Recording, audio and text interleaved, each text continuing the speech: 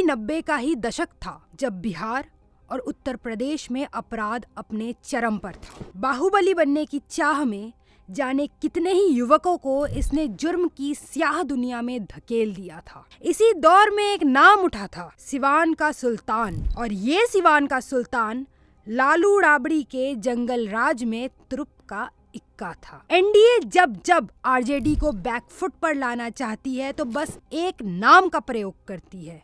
ये नाम है बाहुबली राजनेता मोहम्मद शहाबुद्दीन का।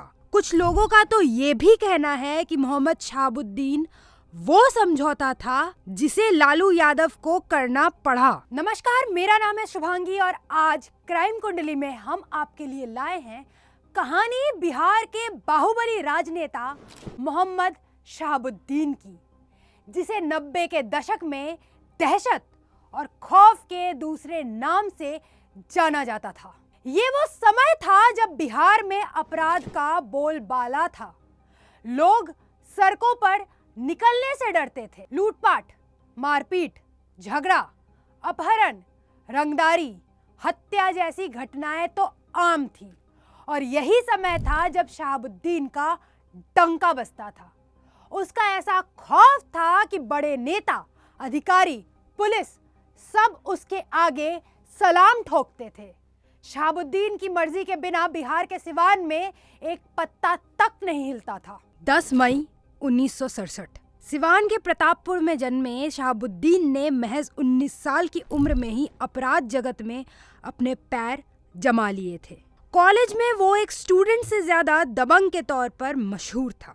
कॉलेज के समय से ही उसके लिए कम्युनिस्ट पार्टी और बीजेपी के साथ खूनी मारपीट करना आम बात थी। इन्हीं सब के चलते उसको एक नया नाम मिल चुका था। अब लोग उसे शहाबुद्दीन की जगह साबू AK-47 बुलाते थे। पर तब तक अपराध का बादशाह बन चुका ये साबू AK-47 कब तक कानून से बचता। 1986 में उसके खिलाफ पहला मुकदमा दर्ज हुआ। शहाबुद्दीन के अपराधों की शुरुआत भले ही सिवान से हुई हो, लेकिन उसका खौफ धीरे धीरे पूरे बिहार में फैल गया। राजनीति विज्ञान से PhD शहाबुद्दीन ने एक के बाद एक कई खौफनाक वारदातों को अंजाम दिया। समय के साथ साथ अपराध में शहाबुद्दीन का दबदबा बढ़ा और सिवान में हुसैनगंज थाने की पुलिस ने शहाबुद्दीन को A कैटेगरी का हिस्ट्री शीटर घोषित कर दिया। 1986 से 1990 तक उसका नाम चारों ओर फैल चुका था, पर अब उसे सिर्फ अपराधी नहीं बने रहना था, उसे अपना दबदबा और बढ़ाना था। और ऐसे में एक रास्ता जो उसे सबसे ज्यादा अच्छा लगा वो था राजनीति का। फिर क्या था, बढ़ा दिया उसने अपने पैर राजनीति की तरफ। यहाँ एक और बात भी थी, राजनीति में आना, चुनाव लड़ना और उसे जीतना भी शहाबुद्दीन के लिए वर्चस्व की बात थी। ये बात 1985 की है, जब जिरदोई के विधायक कैप्टन त्रिभुवन सिंह ने शहाबुद्दीन के लिए पैरवी करने से मना कर दिया था और इस बात ने सीधे सीधे उसके अहंकार को चोट की थी। उसी वक्त शहाबुद्दीन ने ठान लिया था कि जिरदोई विधानसभा से कैप्टन त्रिभुवन के खिलाफ अपने जीवन का पहला चुनाव लड़ेगा।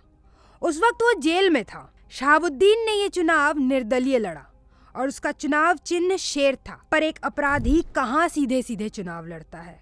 उसके गुट ने सिवान में चुनाव के वक्त दंगा करवाया, पर फिर भी वो जीत गया। उसके खिलाफ कैप्टन त्रिभुवन सिंह को 378 वोटों से हार का सामना करना पड़ा, जिसके बाद शहाबुद्दीन को जमानत भी मिली और वो सीधा विधायक बन के बाहर आया। और यही से शुरू हुआ शहाबुद्दीन का राजनीतिक संरक्षण में क्राइम सिंडिकेट। अब तक उसे फिरौती के कई हाई प्रोफाइल मामले, अपहरण और मर्डर से जुड़े मामलों में नामजद किया जा चुका था, पर यह अपराधी लोगों के बीच काफी लोकप्रिय भी था। उसकी इसी लोकप्रियता को देखते हुए लालू प्रसाद यादव ने उसे जनता दल की युवा इकाई में शामिल कर लिया।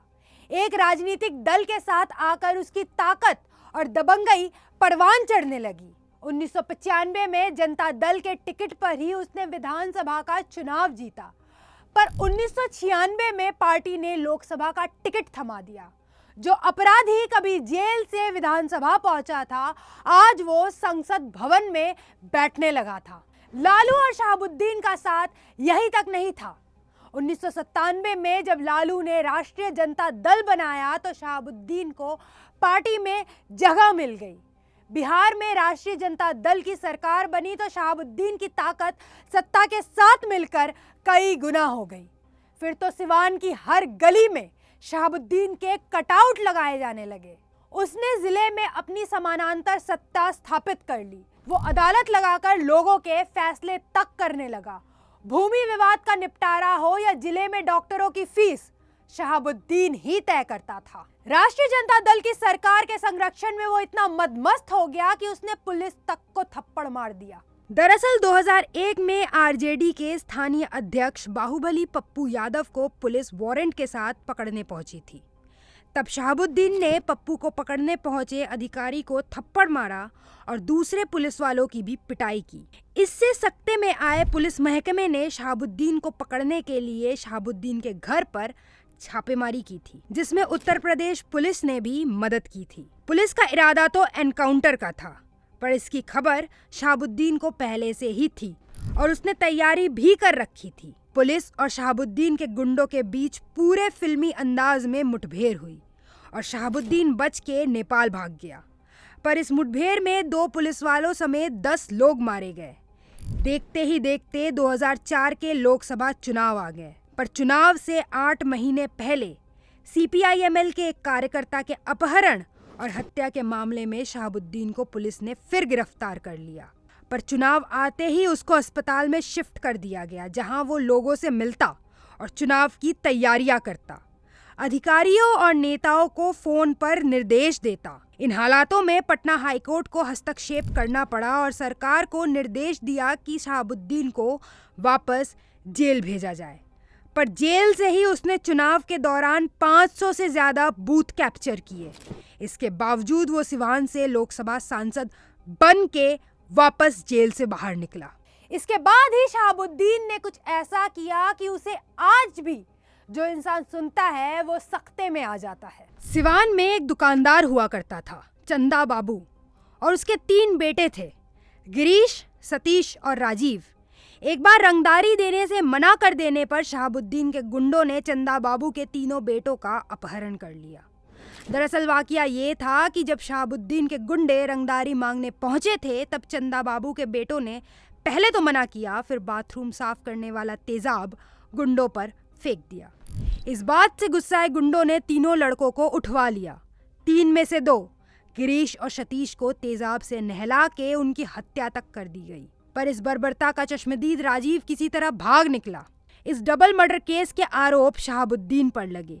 ये केस सालों तक चलता रहा। 2015 में इस डबल मर्डर केस के चश्मदीद राजीव की भी गोली मारकर हत्या कर दी गई। शहाबुद्दीन पर आर्म्स एक्ट के तहत भी मुकदमे चले हैं। एक बार पुलिस शहाबुद्दीन के पुश्तैनी घर में छापेमारी करने पहुंची तो उसके घर से कई पाकिस्तानी हथियार, AK-47, सेना के नाइट विजन डिवाइस बरामद हुए। इस घटना ने पूरे देश में सनसनी मचा दी कि बिहार के एक सांसद के घर से हाई लेवल हथियार बरामद हुए हैं। सिवान के डॉन के आतंक की चर्चा अब पूरे देश में थी। 2005 में शहाबुद्दीन दिल्ली संसद सत्र में हिस्सा लेने आया हुआ था। बिहार पुलिस ने उसे दिल्ली से ही गिरफ्तार कर लिया। हत्या, अपहरण, बमबारी, अवैध हथियार रखना और जबरन वसूली जैसे कई मामले शहाबुद्दीन पर दर्ज हो चुके थे। अब गिरफ्तार हुए शहाबुद्दीन पर कई केस चलने शुरू हुए। उसे उम्र कैद की सजा हो गई। 2009 में कोर्ट ने उसके चुनाव लड़ने पर भी रोक लगा दी है, जिसके बाद उसने अपनी पत्नी हिना शहाब को चुनाव लड़वाया। पर 2009 और 2014 दोनों ही बार वो हार गई। इस बीच 2004 के डबल मर्डर केस में सुप्रीम कोर्ट ने शहाबुद्दीन की उम्र कैद की सजा को बरकरार रखा। उसे दिल्ली के तिहाड़ जेल में डाल दिया, जिसके बाद ही कोविड-19 के दौरान वो बीमार पड़ा और दिल्ली के एक निजी अस्पताल में उसने दम तोड़ दिया।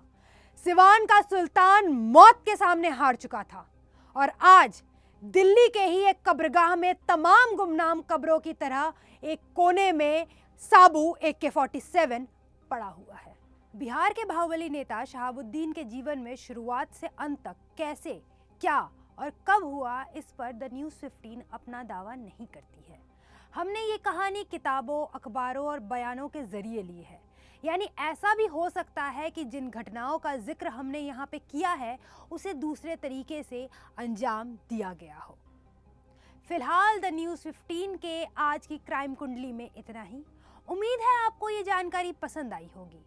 अगले एपिसोड में आप किस अपराधी के अपराध की दास्तां और उसकी क्राइम कुंडली जानना चाहते हैं, कमेंट में ज़रूर बताएं। देश और दुनिया की बाकी तमाम खबरों के लिए देखते रहे द न्यूज़ 15। नमस्कार।